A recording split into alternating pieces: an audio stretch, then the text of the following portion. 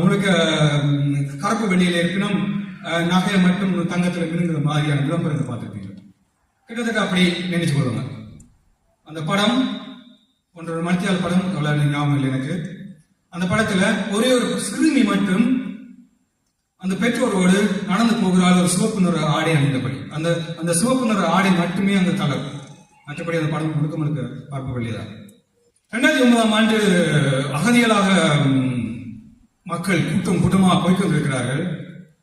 ஒரு rose colour சட்டையோட ஒரு சின்ன பிள்ளை, அவன் அந்த குடை ஒரு சின்ன குடையோடு, அதுவும் ஒரு ரோஸ் கலர் குடை, அதையும் வச்சுக்கொண்டு கையிலோ தாப்பந்த கையை பிடிச்சுக்கொண்டு நடந்து போறான்.